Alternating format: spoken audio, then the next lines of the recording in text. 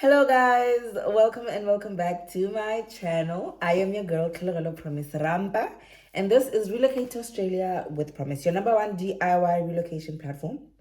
So if you are looking to relocate to Australia or anywhere else in this world and you do not know where to start, and you're like, I can see people are going. The Banoi is Banoi. Here I am sitting here and I don't know what to do. Why? Why are you sitting there not knowing what to do? Because you could like, comment, and subscribe on my channel to make sure that you keep up, agar, and then you do what others have done, where they've watched my channel with a notebook. And when I told them, go do this, they went to do it. And I said, go do that, go in there, go in this. They went in there. And you know what happened? They got the things that made the things to be done. They got their visas, they did the process, and they finally relocated to Australia and New Zealand and wherever they wanted to go because they knew they could do it. So you can also do it. Don't ever think that you can't. You can also do it. There's no special entry, there's no special selection. You can do it for as long as you put your mind to it. You can do it as well. There's somebody who commented and said that they're not looking to relocate to Australia, but they just hooked to my channel. And I'm just like, I guess you're here for entertainment. So thank you. Thank you. That feedback actually got me confused. I was like, okay. But I understand that not everyone is here because they're looking to relocate. I don't know. Maybe some people are just catching up with what's going on with this girl's life. And I don't mind. I'm here for the good, the bad, and the ugly, and the beautiful. All right. So let's get down to today's topic. Today's topic is, last week, when I did the painful realities of relocating to Australia or relocating abroad, it was literally a topic that came to me the day of recording, literally probably like an hour before. And then I was like, okay, let me brainstorm this thing quickly. And then I just came in, I did it, and then what? So this week I was like, what am I going to do? And I was like, where there's a beauty, there's a beast. I get it. So now we've already done the beast. So we're going to be doing the beauty. Today we're going to be talking about the beautiful. I nearly said the beauty. I nearly said the beauty reality. The beautiful reality of relocating to Australia or relocating abroad in general. But I will talk a lot more about maybe my experience and what I've also seen other people experience. And I'm hoping that, Luena, you can pick up some things there and let it be something that you hold on to even when it is rough and you're thinking, oh my God, I can't do this. There's no way. This is too much. It's not for me. Remember that in the beauty and the beast, there's always the beauty and the beast. There's the good and the bad side. So you decide what your experience is going to be. So anyway, let's get down to today's business, you guys. I'm gonna get straight into it, right? I'm going to get straight into what we're going to be talking about today. So I've got 5 pointers that I'm going to be looking at. We are going to start with the first one, né? The beautiful reality of relocating abroad or relocating to Australia, guys. Number one, I will tell you this, and it is in the forefront, and always remember this. It is because of the opportunities. There are some opportunities here that you will never be able to get anywhere else in the world. This country is a beautiful country. And the more I spend years here and I get to realize what kind of environment this is, I realize what I'm talking.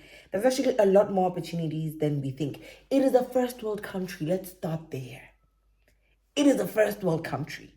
So some of the problems that are there and some of the things that are hindering opportunities from occurring are not here.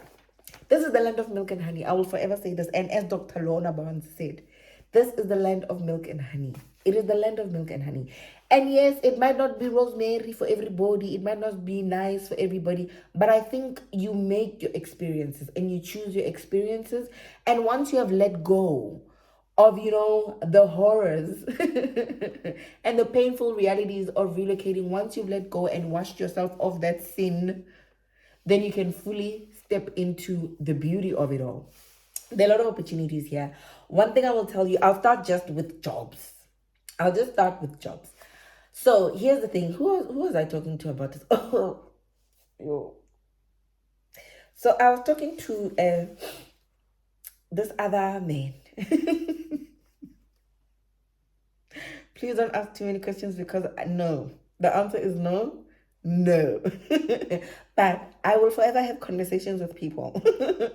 But I was talking to this man. And he's a doctor. I hate doctors. I don't want this doctor. Every day I'm like, oh, I'm not doctor. And somehow, like, I keep on attracting a lot of doctors, you guys. Like, the past 3 people I've been speaking to have been doctors. One is a vet, 2 doctors. I'm like, me, I don't want. Me, I don't want. Anyway, that is not what I've come to talk about. But I was talking to this guy, right? When was it? Yesterday, actually. And this topic came about because we were talking about polygamy. It's a topic for another day. But we were talking about, okay, let me explain. Because I feel like I need to explain this, ne? I'm from a royal family. But my people, they are Bantwanis, right? We are the Bantwani people of the Denilton Kontwani. You understand? So let me give you a little bit of a background.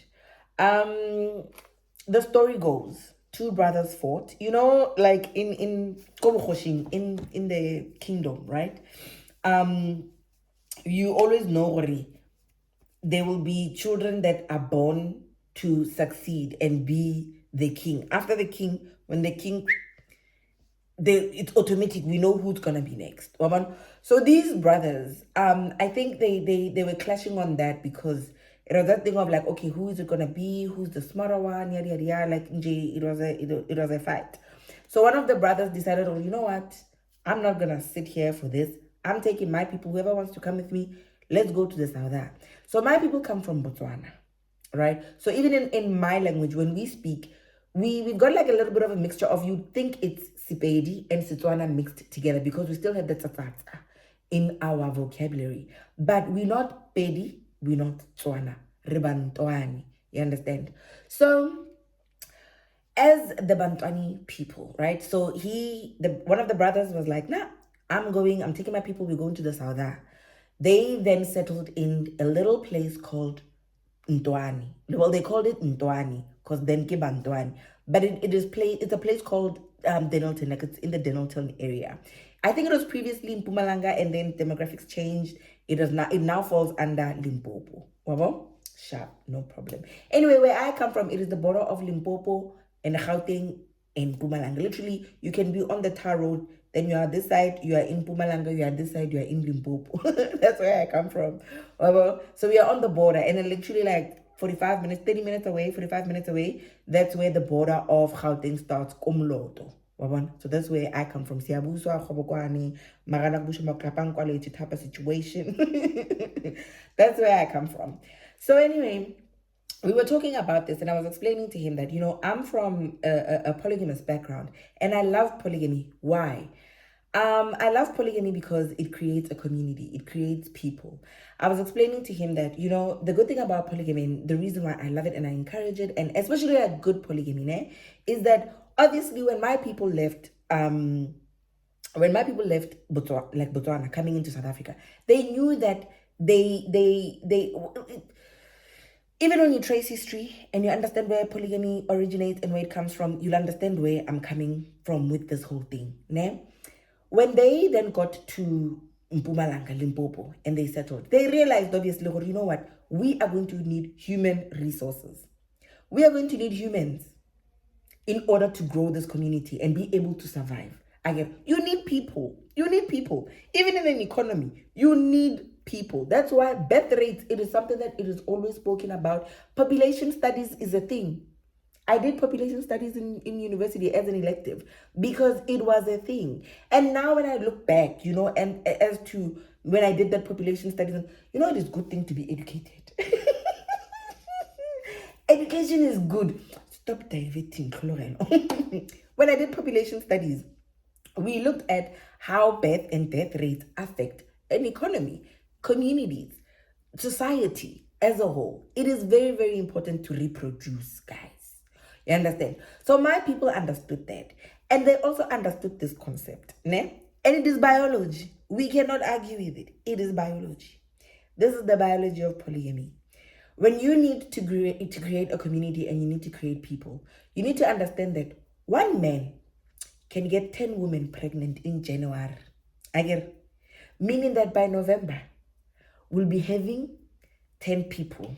Then we are faced with, especially in the olden days, you know that there were diseases and things like that, and then chances of the child dying were very high. So now you know, okay, let's say for example, four of those babies don't make it until 10 years old, but at least we have 6 people. Understand? Sharp. But if you look at it like this, in the Western way of doing things, where it is just mom, dad, 2 children, boy and a girl, that does not grow a community at the rate that you need it to grow. That does not that impacts very heavily on your human resources and your ability to get to where you need to get if you're going to be growing a community and an economy. You understand? Yes. So you find that, of course, it's a worldly known problem in Western countries. They suffer from low birth rates. Why? Because of the ideologies of mom, dad, girl child, boy child. But us as Africans, because we understand that multiplication is sophistication, we multiply. Understand? So polygamy is not something that you should think of in the sense of we are going to be selfish. It's about love. It's about legacy growing. It is about growing communities and making sure that we've got human resources. Because we need people in order to be able to create a legacy and to create a community. You get what I mean? Where does this fit in when we are talking about now opportunities? In first world countries, remember now they are Westerners. They only have mom, dad, 1 girl, 1 boy, right? So it means that their birth rates are low. It means that they don't have what? Human resources. It means what? The labor market is big. There's many gaps in the labor force because there are not enough people to fill in roles that they need to sustain their economy. So this is where then immigration comes in, where Tina, Lababa Zalayo, the birth givers in Africa. That's when we come here to help them. You see, now we have to help them because they don't have. They're insufficient. Well, we are very much sufficient. You get what I mean? Because we gave birth. Wow. So that's what I'm saying. There's a lot of opportunities here. How did I even end up going to Ninive and Gibid? Colorado.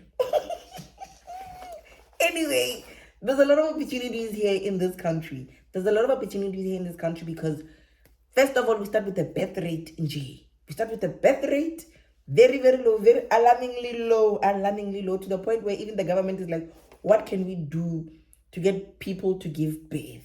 Understand? And now people are even entering into that phase of being so selfish, where women are very selfish with their wombs. They're like, woo, me, have a child. You know, guys, I had my first child when I was 19 years old.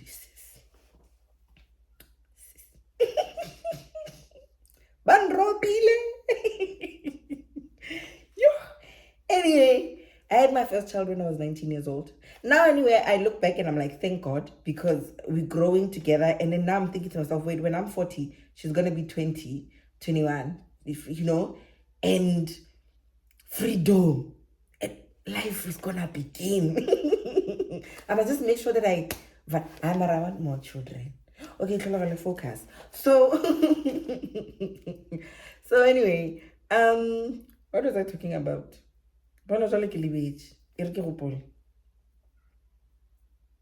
Yes, people are now very, very selfish about their wombs. Like, when I got to this country and I met a lot of women who were saying that they have decided to not have children. They and their partners have made that joint decision to not reproduce ever at all. They're going to be parents of Bella and Stella, who is a cat and a dog. I was like, wait, it's a choice? It's a thing you choose. You actively chose that, like, unprovoked, nothing. You woke up and you were like, I'm choosing this, and that was the choice. Hey, you don't tell us. I don't know if it is something that I would have chosen. No, I'm from a royal family, guys. I'm from a big family. I'm from a lot of uncles, aunties, cousins everywhere. Literally a homestead that has 4 yards, that has not 4 yards, 4 houses. My home is a big yard with 4 houses, 4 grandmothers in those houses, 4 grandmothers in those houses, aunties, uncles, who busy, it's hectic, it's busy. You understand? So, oh, Sizoshona flu. So, so I come from that, and I understand the importance of that because I understand we need community. And that's why people here are so isolated and they're so depressed and all of that is because that sense of community has gone. People are really, really isolated. They don't have their people, and it causes a lot of mental health issues. I think we do need our people. We need to create our own people. We need to create our own communities. So if anyone wants to do Stembu, call me. I'm available. Guys, serious. If I pop up one day in a Shitembu situation, don't ask too many questions. And I also don't want a Shitembu man who's going to only marry 2 wives. We must be 7, 8, 9.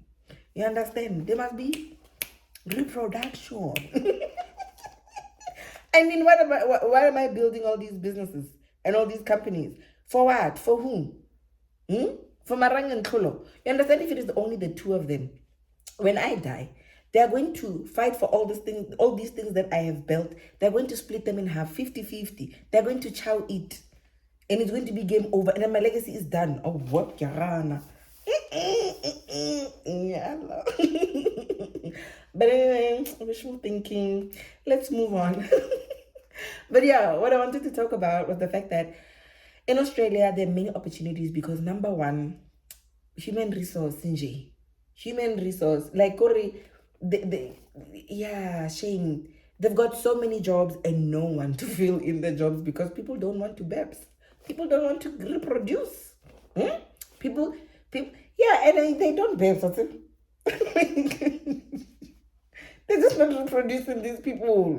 They're not reproducing. So please reproduce, guys, because we need the people for the workforce. Because we are growing economies and legacies and all of that. For what? If they're not going to be people to continue with that. So, Jay, be careful. Yeah, but if you don't want to, we listen and we don't judge. It's fine if you don't want to reproduce, but sis. Anyway, so yeah. First point is opportunities, guys. There's so many opportunities here because they don't have what we have. Also education.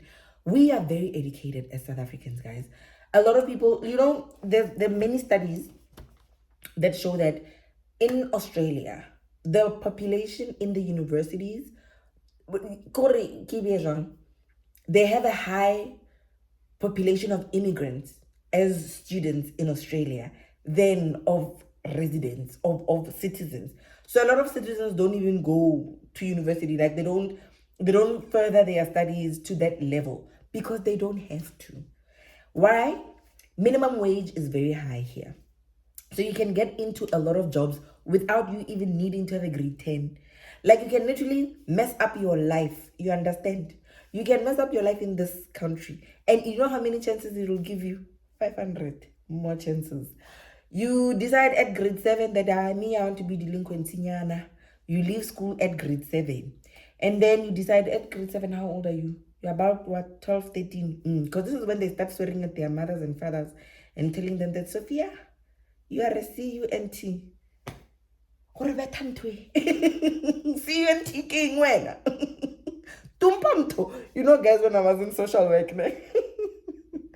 when I was in social work, and I would see some of the reports that would come in about kids that would have been swearing at their parents and all of that. I'm like, and sometimes you just tie them on the tree there. You oil them on the tree. You put oil on them. You wear stofi. My team leader would be like, promise. I'm like, this one, it needs a one time. And they're like, promise. I'm like, I'm serious. But that's not the point. What I'm trying to explain is that here you can mess up your life 100 times. You're going to get 5,000 more chances. So at grade 7, you are now troublesome. You decide you're going to leave school, grade 7, grade 8, grade 9, grade 10. during those years when you should have been doing grade 8, grade 9, grade 10, you are couch surfing at your friends' house, smoking, zaza, drinking, zozo, and all of that, right? At 17, 18, you decide, I man, I'm going to work at McDonald's. And you can start working at that age, at 12, 13. You can start working at your McDonald's, you can start working at restaurants, so you start making your own money. At that age, obviously, you don't have a lot of responsibilities, but minimum wage here is very high where you will be having a lot of money, right? Sure. At 19, you decide, nah, I've been doing this for a while. I'm going to get an apprenticeship for something. You get into an apprenticeship for something, right? Let's say something in trade, like you're a carpenter. No, a painter. You are a painter. And you decide, this paint, after 2-3 years, you decide, no, this paint, I don't like the smell of paint and always having paint on my clothing. I am going to decide now, how old are you? Like, let's say now you are 20, 21. The frontal lobe is developing more. So now you're starting to make different decisions, right? So you decide, you know what? I'm going to try something else. I'm going to work in the mines. So you go to work in the mines for 5 years. You make a lot of guap. And then you decide, you know what? I'm going to open up my own company. And then you open up your own company. Now you're about 27, 28. You understand? Because frontal lobe is getting stronger. You elevate. You know why? It is because there is the opportunity to do all of that. You can do absolutely anything and anything you want to be in this country. You see, look at me now. I came into this country as a what? A social worker. And then I went into business. I own an animal clinic. I've got 2 scholarships. Because there's the opportunity. I now have a recruitment agency. Tomorrow I can wake up and be like, I want to do this. I will do it. After 2 years, I can be like, you know what? I want to go study and be a doctor. I can do it. I can start an apprenticeship tomorrow if I wanted to. Why? Because the opportunities are there. So here, if you follow it and you chase it and you want it, it will always be there waiting for you. Doors here are always open, waiting for you to not even knock. Just walk through. For as long as you got when they say meet this requirement, do this, do that, do this, do that, and you do it, you get it. That's the one thing that I love about this country. So opportunities, remember that. If anything, just remember, Promise said there are so many opportunities here. I can be anything and anything I want to be in this country. I can't believe I've been talking for 22 minutes. Okay. Let's move on to the second point. I'm literally going to edit out the coughing WhatsApp. I can Let's talk about the second point. Here's my second point, right? In Australia, one of the things that Australia has offered me and my family is safety and stability.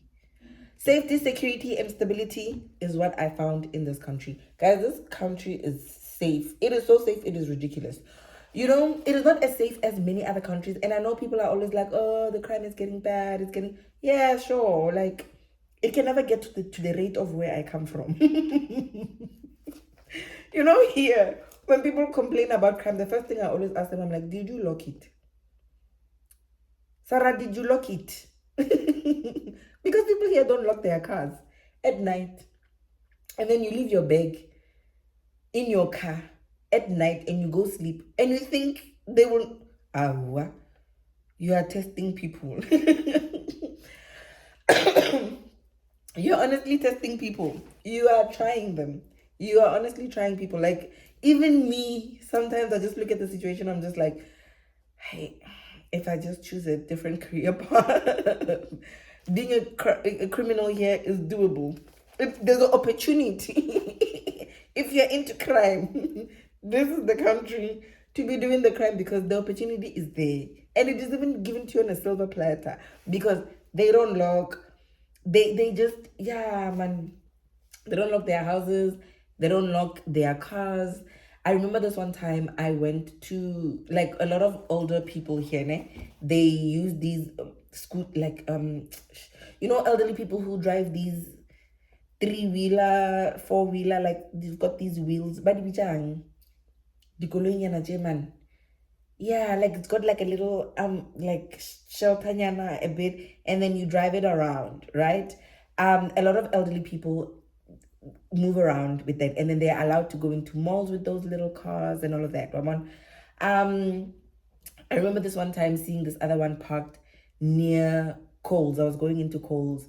Coles is like your ShopRite, Pick and Pay, supermarket, grocery store. And this person had left their little scootery by the door, and they left their bag there. And I was just there thinking to myself, I'm like, I larzam. Like, you are trying us. You're literally trying us. I've got a neighbor of mine who has not had a key since the 90s. Her house is always open.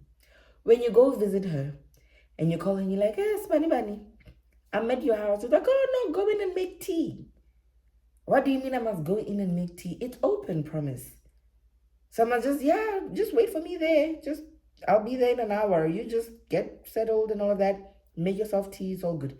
That time, she's got all her belongings and everything, computers, valuable things that you could take and sell in that house, and she's leaving it open. I remember this one time where she was telling me that she has cameras and sensors in her shed. So she's very artistic. So she has a shed that has a lot of tools and all of that. One of the things that people steal a lot here in Australia, it's tools. Like they steal like your michini, man, like your work equipment, like the drillers, the grinders, the grunders, you understand? They steal a lot of those because they use it in the trade industry, because the trade industry is very big here. So they will steal your tools in that sense. So she has a lot of those tools in her shed. So the only thing that she did was put a camera and a sensor in her shed just so she can catch the people that were constantly stealing her tools. And she believed it was literally one person who knew that she had those tools, and they kept on coming over and over again. So she just got tired. She was like, I'm just going to put a sensor and a camera so that when they come in next time, I can be like, yay, gotcha.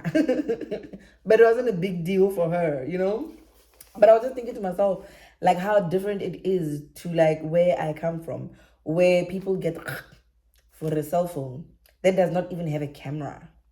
You get robbed at on a phone and they stab you for it. And I'm like, yeah. And yeah, I know somebody will come and say, no, but in the news they say these crimes and all of this and all of that. A lot of times when there's crime that happens in Australia, it is intimate relationships, domestic violence, intimate relationships where the people knew each other, family violence, all those kind of things.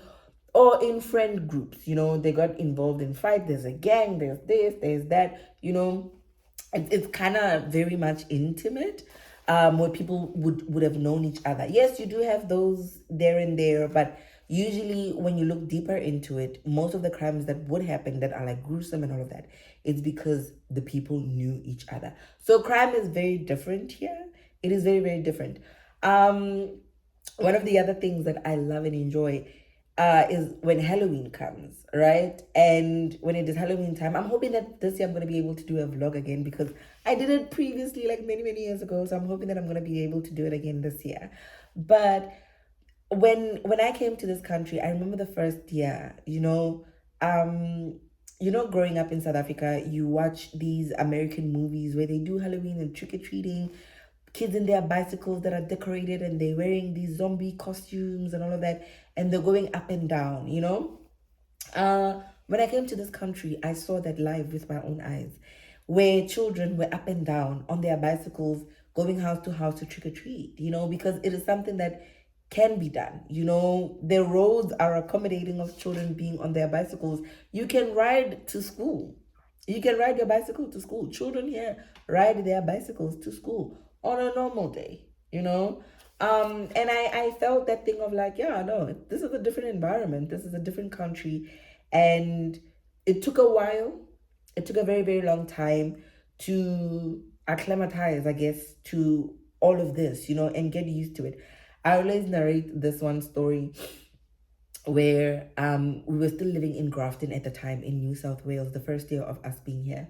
So I'm not a runner, as you can see. I wanna back. I don't run for nothing. I don't like running, guys. It makes me feel like I'm going to die. So I prefer walking, so I love walking because also clears my mind. I can think, I can engage with nature. Like I'm just I'm in the zone, right? And it's less feeling like. So I was walking and I'm walking. So I'm walking in this little bushy area.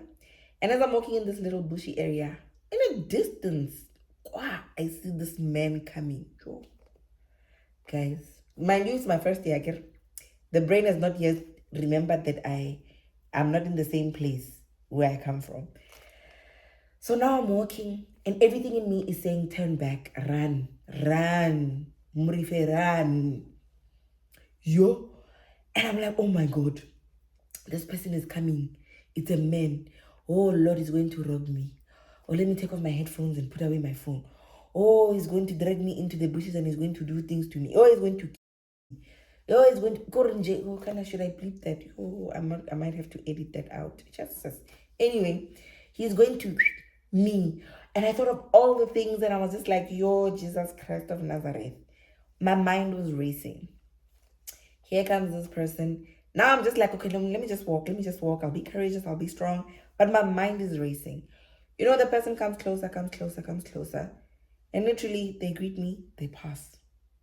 They were also on a walk in the morning. Like, it was just before the sun came out. So it was just a little bit like darkish, just before the sun came out. And you know, after he passed, I stood there for a little bit and I was like, I'm in the wrong country. It is not what it is. You know, this is not where it's going to happen. And I'm not saying that it doesn't happen. There are weirdos and creepos here as well, but not to the extent of where we come from. Here it's more like weirdos, you know. But home you shall be robbed. They start by robbing you. Start by just robbing you. And I was like, no, I had to remind myself that you are not in South Africa anymore. You're in Australia. It is okay. And now I've gotten to the point where I am so relaxed, where every time when I go back to South Africa and I park my car, like a rental car, whatever that I'm driving, and I leave the car keys in the car and I go in to chat and do that. And my mom would be like, yeah, wena.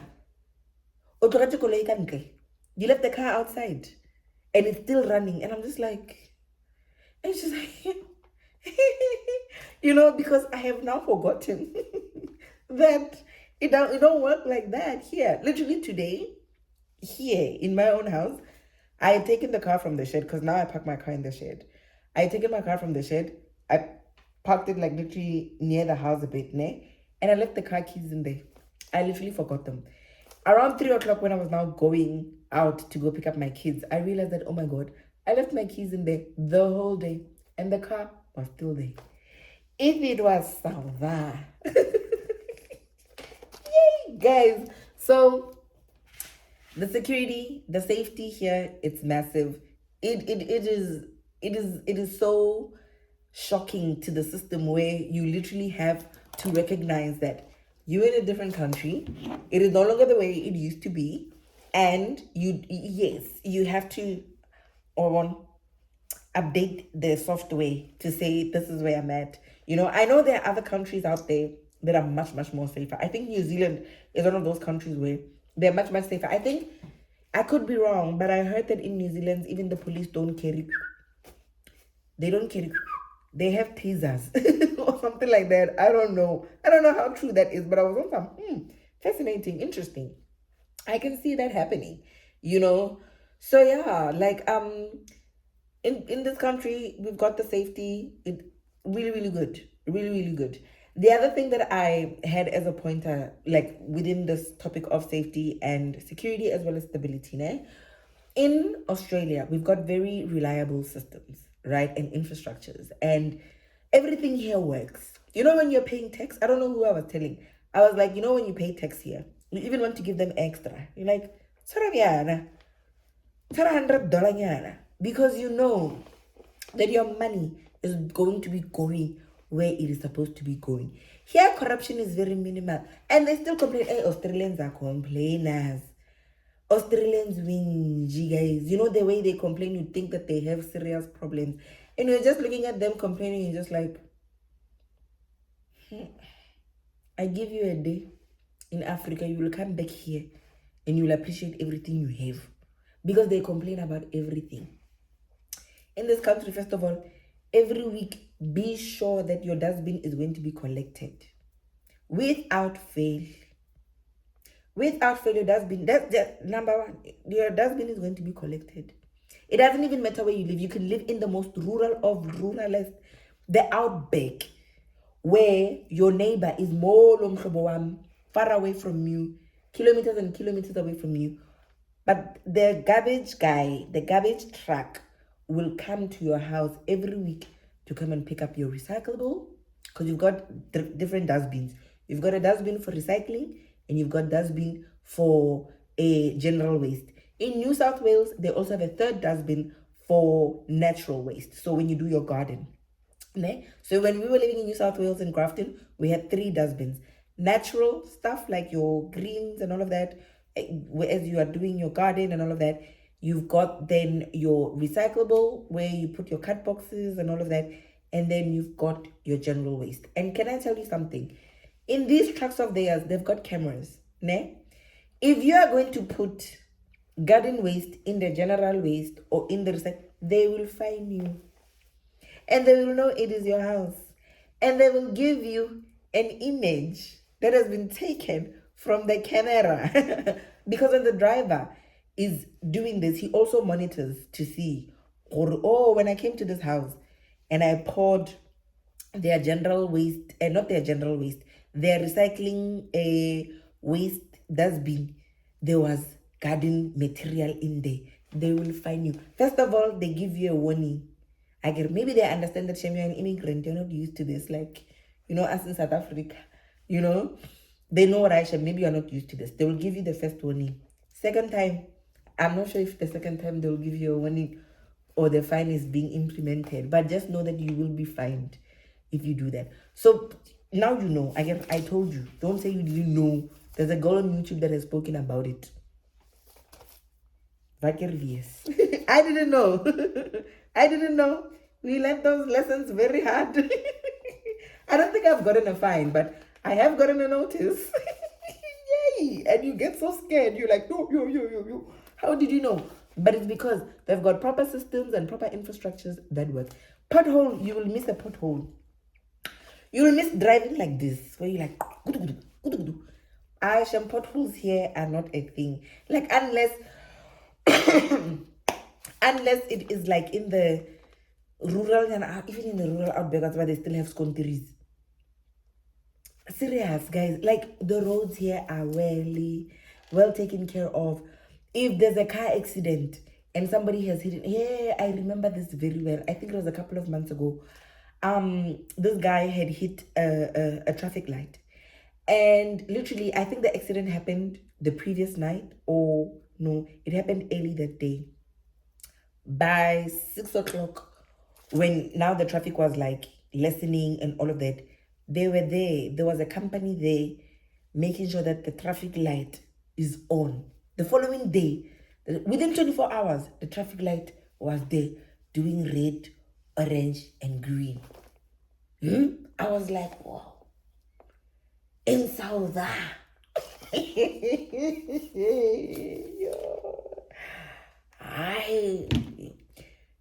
To work is to see. But it is the way it is. Like, that's what I'm saying here. When you pay tax, you even want to say to them, $50, because you know that the infrastructure will be there. When they say we are going to be doing this, they're going to be doing it. Even their social welfare, it does what social welfare is supposed to do. Look, I registered a company with social welfare money. Because the systems here work. They work. So take my advice, you guys. Take my advice. Come here. Come and experience it. Come and experience it. You deserve to experience it just once in your lifetime.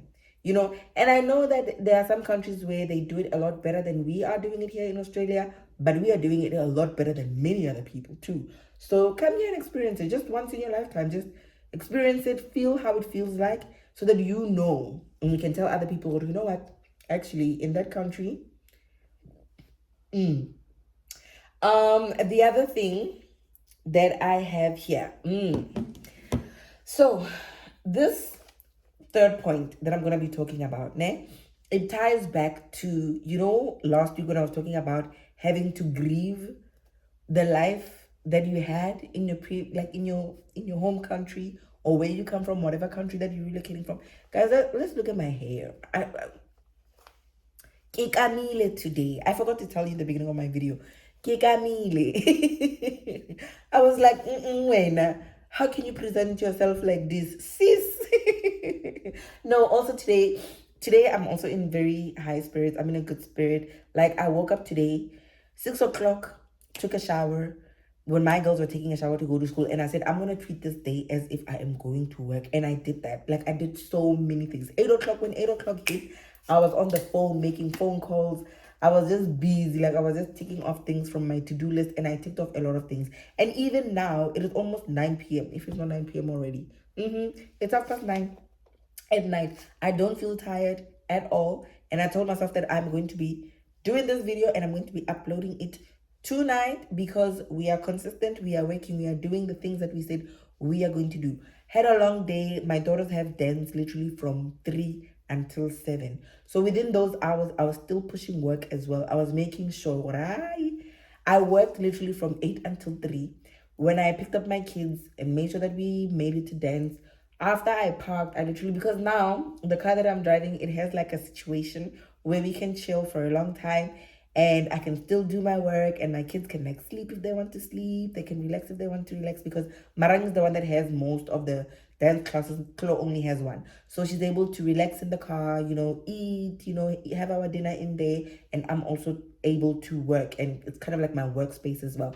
So I did a lot of things, like I pushed a lot of things, and I'm so proud of myself. I'm starting this week on a very high note. Tomorrow, something very significant and big is happening, but I just told myself for Rasaking, AI, so anyway, that was not the point. That was not the point. Point number 3 is talking about growth. Ne? When you immigrate, guys, ne? Growth is not something that comes easy. Growth is painful. But growth is necessary. And it is also part of life. When a child is born, it's a very painful process. It's a very painful process. There's nobody who births and said, it was a walk in the park, I just sneezed that poo, puma. They cry, there's crying. Even when the baby comes onto this planet, the first thing that they start doing, they cry. Because it is what? Painful. You understand? It's growth. When a baby is born, there's pain.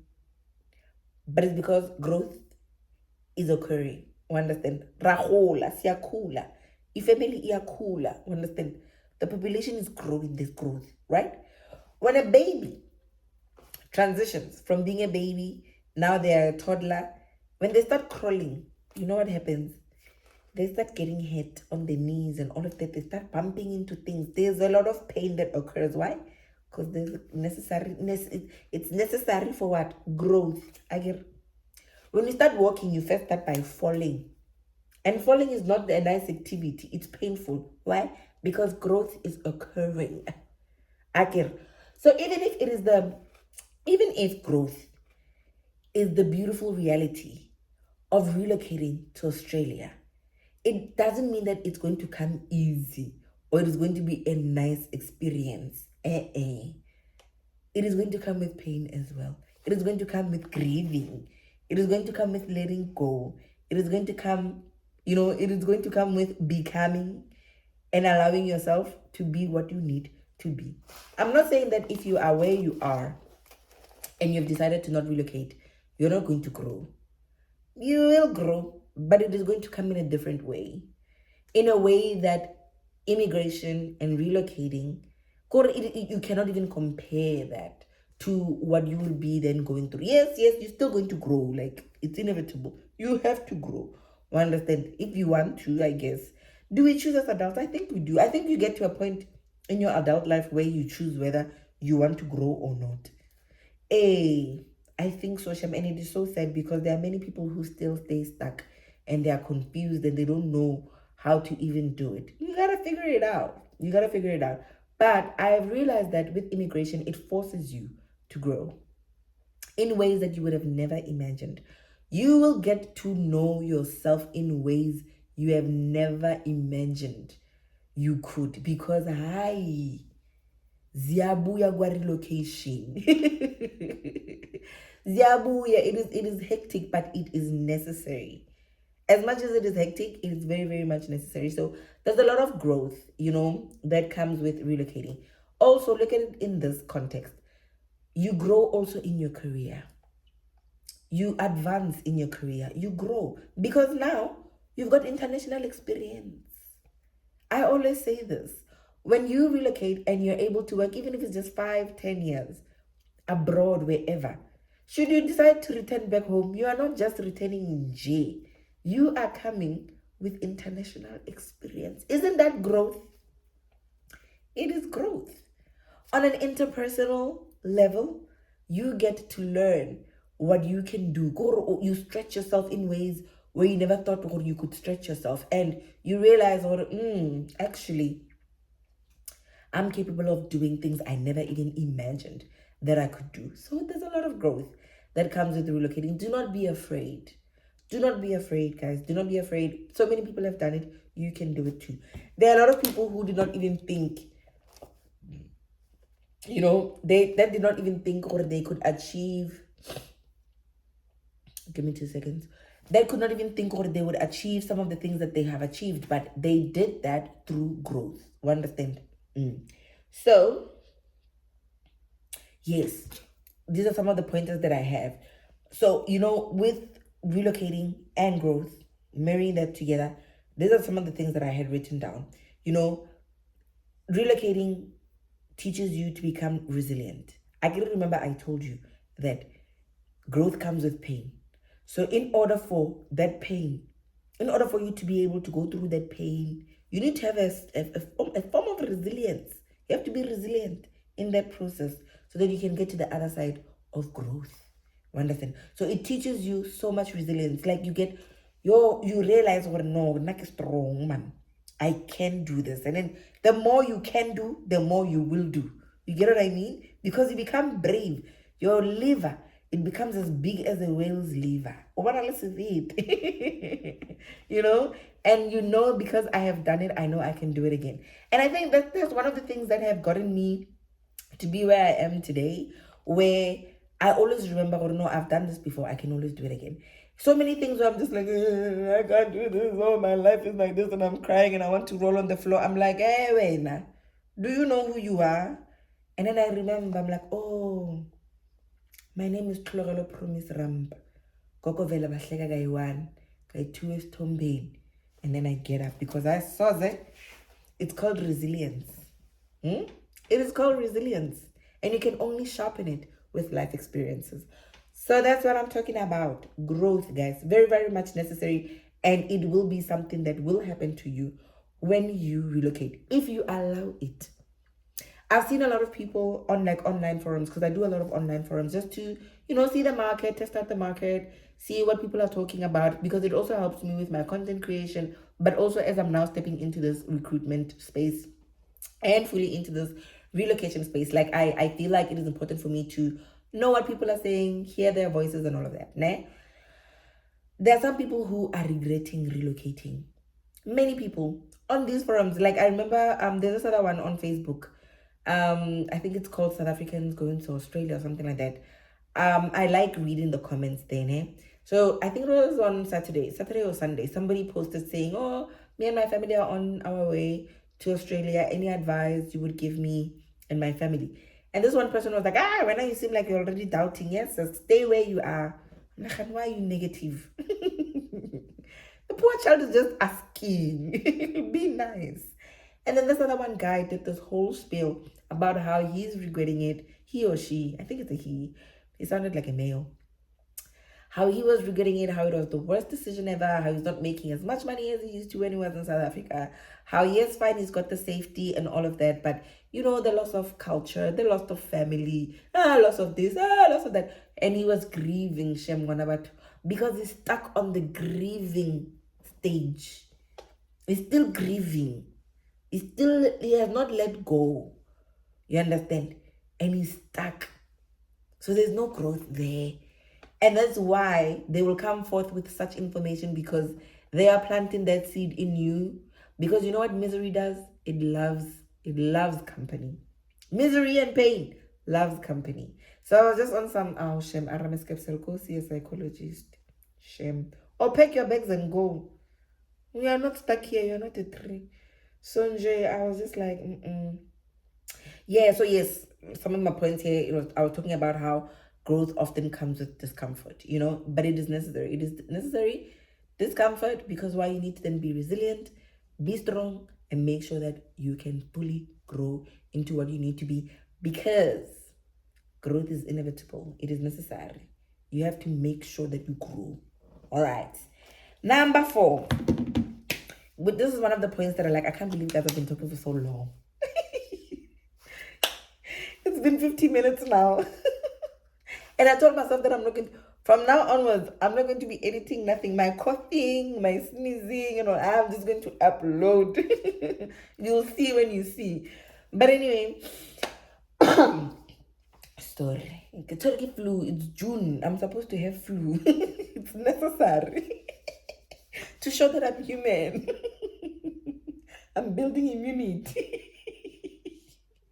Anyways, point number 4. One thing that I love about having relocated to Australia is the diversity that is in this country. I have met so many people from so many different countries. And we relate on the immigration level, we relate on that, but you get to see their country through their experiences and what they tell you about where they come from. And I think you also get to teach them and show them who you are in your country by your experiences and what you share about who you are. The one thing I love about Australia, and people will always say this, everybody who is here in this country is an immigrant, unless you're Aboriginal. If you're Aboriginal, you are of here. You are of this land. But if you're not Aboriginal, I don't care what year it was, your people came from somewhere. Your people came from somewhere. So we are all immigrants. Yes, the people are like, I'm first generation Australian. I'm like, but you are still an immigrant. Your bloodline is of an immigrant. We are all immigrants. I remember when I was starting my YouTube channel and people are like, go back to your home country. I'm like, where is your home? Because even with you, because most of them, they were those racist South Africans who had come here and now they want to fight you here. You're like, I'm not from China. We came on the same visa. How? So they would be like, go back, And I was just thinking to myself, I'm like, at least I know when I go back, I'm going home to Africa, where my people come from. It is not even your home there. You are even an immigrant there. You are immigrant here, you are immigrant there. Where is your home? But anyway, what I'm trying to explain to you is that there's a lot of diversity here. There are many people from everywhere. You get to learn so many different things about people, their cultures. You get to learn about countries that you didn't even think they existed. I didn't know there was a country called Malta. If I'm not mistaken.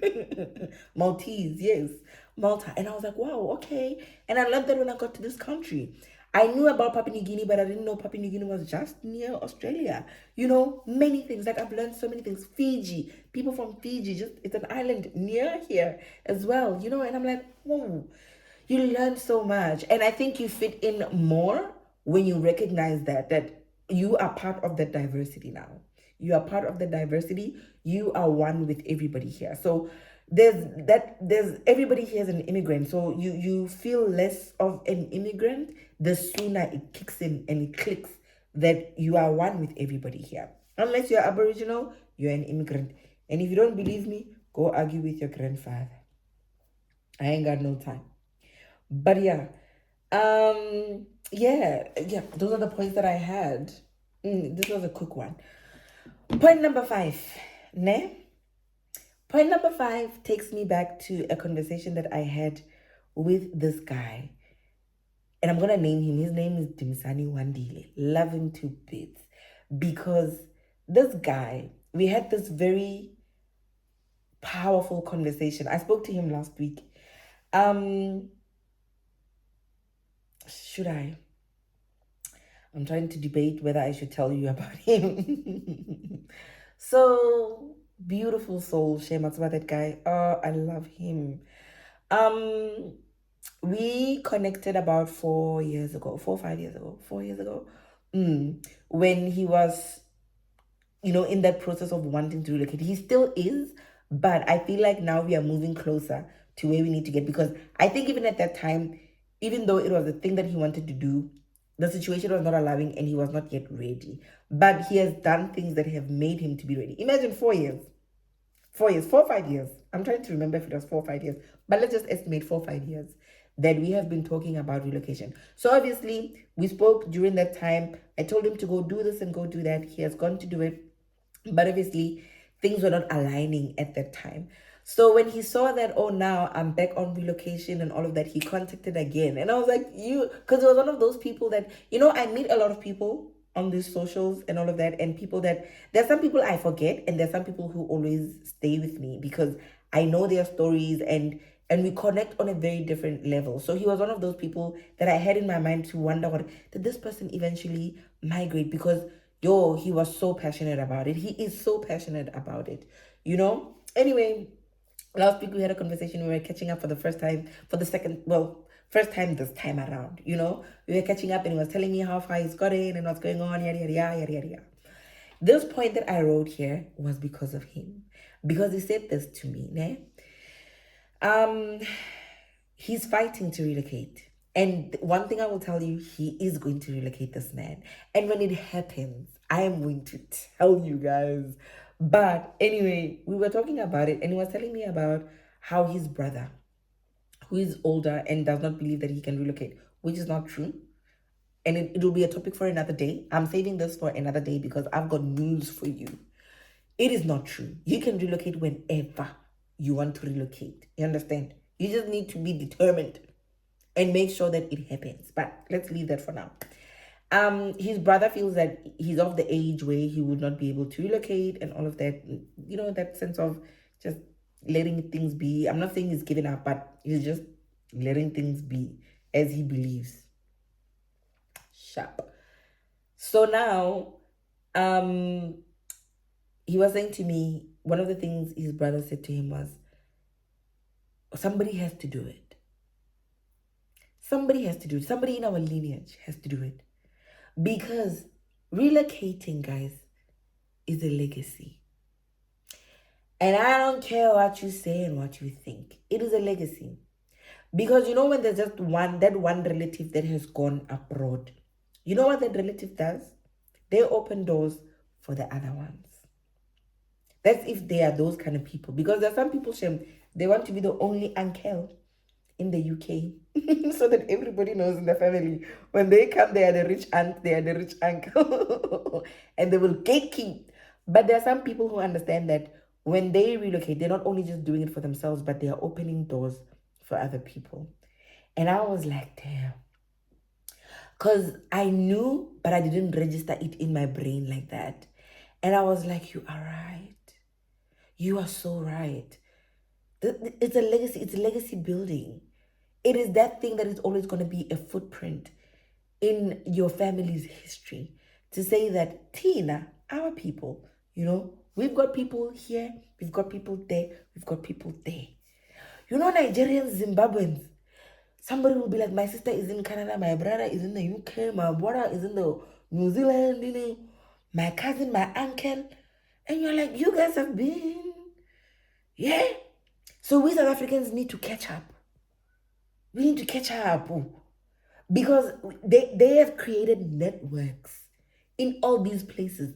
So one day your child wants to go study in Canada. Guess what? You've got a relative that is in Canada already. Just send them off there. They don't have to start from scratch because somebody has already created the path. We understand that. So when you're relocating, you are creating the path where there was never a path in your lineage. You are creating that path. It is not a joke. It is not a joke. It is serious, you guys, and I can't believe I'm being serious. Yes, sis. I suka. I don't know myself to be serious. I used to. There was this lecturer of mine, not lecturer, like my supervisor, when I was doing fourth year. May his soul rest in peace. To me, yo, buti to me. You know, at the time we were two students. It was me and an ex-friend of mine. Shem. So, ex-friend of mine and I were there. Ex-friend is a very serious person, you know. And I'm the jokester. And Wutimu would always be like, you know, you're intelligent and all of that, but you love jokes. Like, you don't take things serious. I'm like, but I'm serious. I don't know how more to be serious. Like, I must be like, like, you know, there's no need. We can navigate life, you know. Anyway, on a serious note, you are leaving a legacy for your people, for your lineage, for your children. You are paving the way, the path. You are creating networks that are in places where there were no networks. You are that person that is making sure that that network is there. So this is not a joke. It is serious. It is beyond you. It is way bigger than you. It is way bigger than you. So you need to take it serious. You really do. Like, it is a decision that is going to affect your people, who you are, your legacy, your lineage. It is not just about you, it is bigger than you. And it was from that conversation where I was like, I'm going to love you for life because you made me see something that I would have never seen. Like, I knew it. Like, I knew it, but it was that conversation that solidified and it gave substance to what I already knew. Like, I was like, no, it validated it. I was like, and ulela need because we've got family. We've got family, and our cousins or our sisters or our brothers might not be able to have the same opportunities and might not be able to come here, but they're going to have children. Understand? And when they know that there's an uncle and an auntie in Australia and they want to study, they also aspire to such things, and they know, oh, no, it is possible. It is possible. I've seen this happen in my family.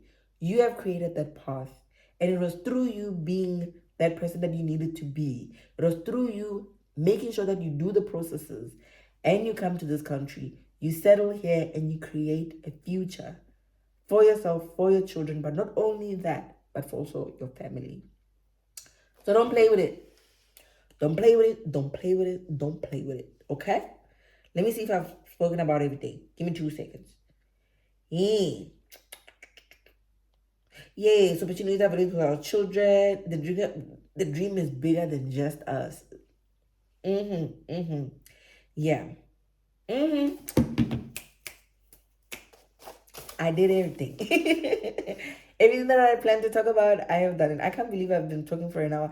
Guys, I actually miss creating content like this. Today I'm so fired up. I don't know what's going on. I don't know if it is something in the water today when I took a shower. I don't know if it is the hair, but something clicked in me today. And may God continue to provide it to me because anyway, I think I'm done for today. I will see you again on Wednesday because this girl is uploading Mondays, Wednesdays, and Fridays because it's some 7 girl. So y'all, I hope you enjoyed today's episode. Do like, comment, and subscribe. And I hope you learned something from this. And you're going to keep it with you and take it with you wherever you're going to be taking it. But do not forget, guys, relocating is bigger than you. It is not even about you. You might think, oh, this is all about you because isn't it? We are selfish beings. Sometimes it is not even about you. It is about what you're going to be creating for your people. Don't forget, Shitembu man, call me. I'm gonna love and leave you. Goodbye. I'll see you on my next upload. Bye-bye.